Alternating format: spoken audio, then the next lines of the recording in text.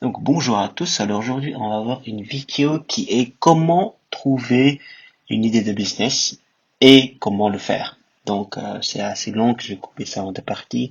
Donc premièrement, il est important de quand on essaie d'avoir des idées comme ça de toujours faire en sorte que ces idées soient mises à jour sur nos expériences. Est-ce que ça marche pas. Donc je prends un exemple que si jamais on prend des notes, vérifier que tous ces processus, toutes ces façons de le faire soient en quelque sorte que ça marche. Le but c'est que ça marche. Si ça marche pas, ça vaut pas la peine, il faut le jeter, il faut le réécrire.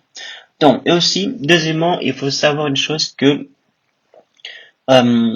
les idées, ça vient à part. Hein. Les idées sont cheap, comme je dirais. Ces idées sont pas de valeur parce que ça évolue tellement vite.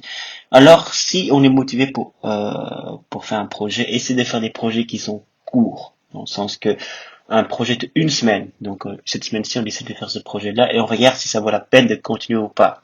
Donc, c'est un peu comme dans le shape up, mais ici, c'est un peu plus court. C'est juste on est dans l'idée dans le shaping, si on peut dire, dans l'étape numéro 1. Donc, ça je pense que ça va. Et maintenant, on va discuter un peu de comment trouver une idée. Donc, une façon de trouver une idée, c'est une idée, l'idée. Bon, j'avoue que l'idée, c'est, comme j'ai dit, ça n'a pas beaucoup de valeur. Mais alors, comment est-ce qu'on peut trouver les problèmes, ou une idée, une cause, une raison de notre projet? Pourquoi on veut faire ce projet-ci? Pourquoi on veut faire ce projet-là? Une façon de le faire, c'est de voir en fait dans ce que l'on appelle la nature de l'être humain, la nature que nous sommes. Les êtres humains, ils ont certaines pulsions, certains péchés en lui, si on peut, un peu le terme religieux, c'est des choses qui sont ancrées dans son processus, en fait, dans son installation de départ. Donc c'est un programme c'est un Windows avec déjà ses programmes installés. Et pour ça, on va regarder quels sont les programmes qui ont été installés, qui font en sorte que il, il est poussé par ça, c'est son instinct naturel. Donc pour ça, on va par exemple voir, euh, il y a plusieurs parties en fait.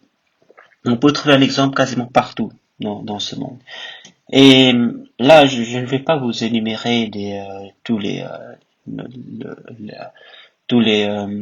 programmes, les sens de départ qui ont été mis dans le corps, dans notre cœur, dans notre âme, mais plutôt de voir de la façon comment est-ce qu'on peut exploiter ça en bien ou en mal. Il y en a qui exploitent en mal, il y en a qui exploitent en bien. Nous, on reste sur le bien, mais je vais comment vous dire qu'est-ce qu'on peut faire en mal. Après, c'est à vous de choisir. Je vais essayer de bien. Bon, par exemple, l'envie. L'envie, donc, c'est un des péchés qui nous a été installé au tout départ, et que les gens sont, par exemple, très impatients. Les gens ont vu des résultats qui sont instantanés. Et, et c'est le problème en fait, c'est que les gens, ça c'est le problème, on peut dire que c'est le problème de départ et on va trouver une solution, c'est que les gens veulent un résultat instantané. Ils ne veulent pas investir du temps, ils ne veulent pas investir de l'émotion, ils veulent que c'est soit ça passe, soit ça casse. Donc c'est un peu la génération micro-ondes qui veut tout de suite. Ils n'ont pas la patience en fait, ils sont impatients. Donc dans leur tête, comme on est dans la génération de tout ce qui est instantané, le plus rapidement possible, le temps c'est la vie et tout ça, c'est ce qu'ils veulent. Donc les gens veulent de la vitesse quoi.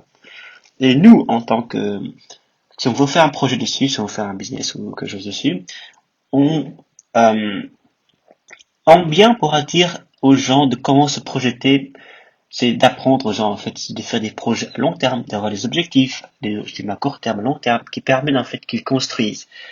Et après, on pourra aussi faire les choses que, comme les gens veulent des choses qui sont rapides, on peut créer des restaurants, des fast-food, ou ce genre instantané. Hein. Donc, il y a aussi l'application que tout le monde connaît. Donc, je crois que ça s'appelle Tinder. Hein. Tinder, c'est quelque chose qui match les gens. Et donc, moi, j'appelle ça instant match. Instant, ils forniquent ensemble. Après, instant, ils vont aller en enfer hein, parce que c'est.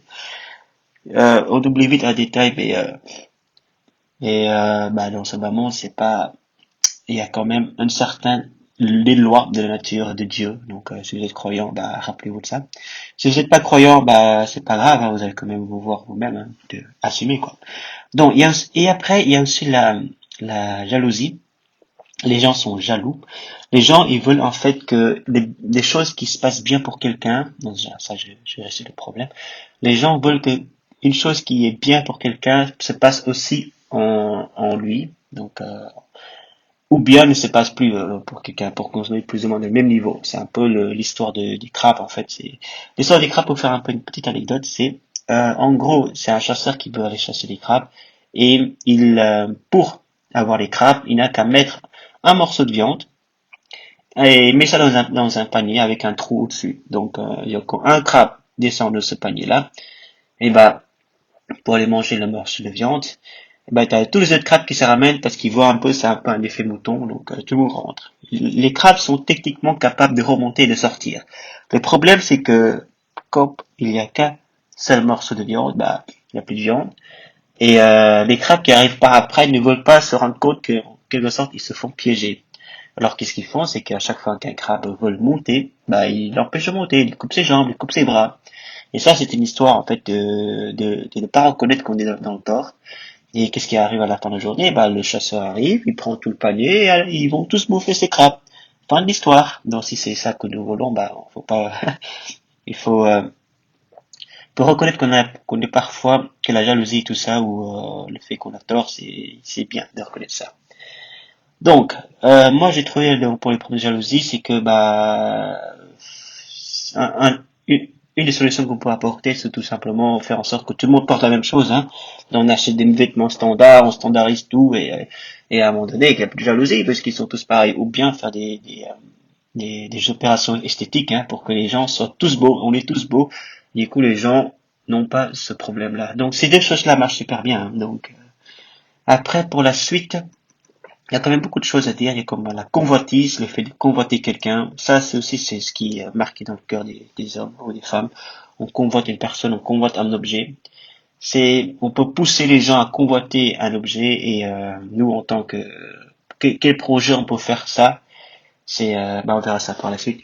En fait, il y a beaucoup de choses qu'on peut dire. Mais pour aujourd'hui, je vais m'arrêter à ça et je vais continuer la vidéo plus tard. Donc, salut.